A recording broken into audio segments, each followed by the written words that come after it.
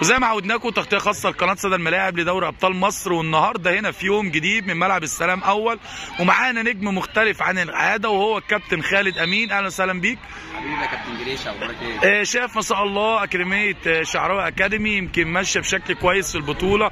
يمكن انتوا لعبتوا لغايه دلوقتي حوالي 9 ماتشات، فوز في 6 ماتشات وهزيمتين وتعادل، ماشيين بشكل كويس. شايف دوري ابطال مصر احتكاك كويس الاولاد استفادوا من خلاله؟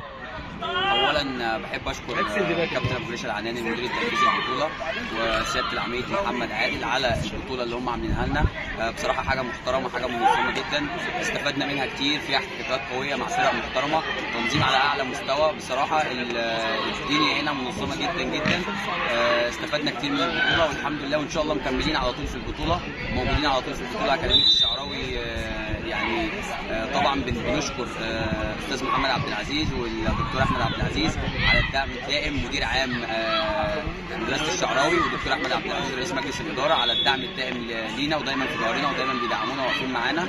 والحمد لله اللي احنا وصلنا له ده نتيجه جهد وتعب وشغل، والساده اولياء الامور بنشكرهم برده على المسانده اللي واقفين في ظهرنا على طول، واشكر الساده المدربين الموجودين معانا في الاكاديميه، وان شاء الله اللي جاي افضل باذن الله. شايف يمكن عايزين نعرف توجهاتك ايه للعيبه. يمكن انت كنت بادئ اول مباراه ليك بتعادل، بعد كده بفوزين، بعد كده بخساره مباراه، ما شاء الله 4 مرات بعدها فوز على التوالي. فشايف اللعيبه ما شاء الله مستواها عالي، بيبقى توجهاتك ايه للعيبه ما قبل المباراه؟ والله احنا بنحاول على قد ما نقدر ما نحطش ضغط على اللعيبه تعتبر لسه يعني اول بطوله يشتركوا فيها، لسه طبعا لعيبه متاسسين، لسه يعني من فتره قريبه لسه بيتعلموا كره القدم من الزيرو لسه.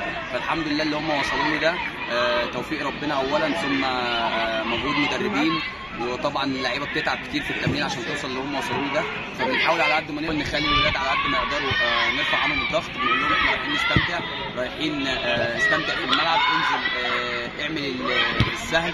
والحمد لله بتكون نتيجه اللقاءات كويسه، وبيكون الاداء كويس في الملعب، وده طبعا نتيجه مجهود وتعب الولاد في الملعب، والحمد لله على شافك كابتن خالد، يمكن انت من المدربين اللي بيبقى عندك ثبات انفعالي على الخط. رايك ايه وتقييمك ايه لحكام ابطال دوري ابطال مصر؟ والله انا شايف ان الحكام الموجودين في دوري ابطال مصر حكام على اعلى مستوى، حكام بتطبق القانون بشكل صحيح.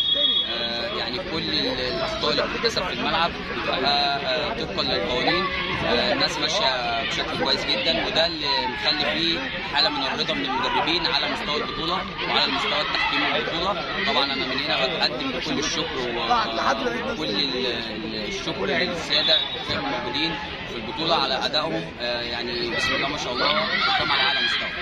لو النهارده عايز توجه رساله شكر لاولياء الامور اللي بيجوا صندوق خلال كل مباراه تقول لهم ايه؟ طبعا الساده اولياء الامور رقم واحد عندنا، لان هم الداعم الاساسي والداعم الاول. الحمد لله اي بطوله بنحصل عليها او اي ماتشات بنكسبها بيكون بفضل الساده اولياء الامور ودعمهم ومساندتهم لينا من بره. طول الماتش ما بيسكتوش، بيفضلوا يدعمونا ويدعموا الولاد، فده بيدي حماس للولاد وبيخلينا الحمد لله رب العالمين يعني في مستوى افضل، وبيوصلنا لمستوى افضل، وبيعلي الحماس عند اللعيبه. فبشكرهم طبعا على مساندتهم لينا. لو النهارده تهدي الفوز تهدي لمين؟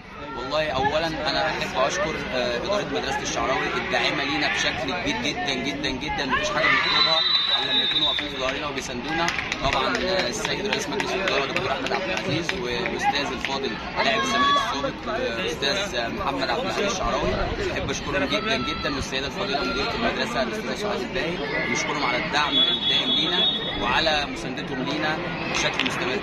اتمنى لك التوفيق كابتن خالد امين، فريق شعراوي اكاديمي، وانتظرونا وتغطيه خاصه لقناه سادة الملاعب لدوري ابطال مصر.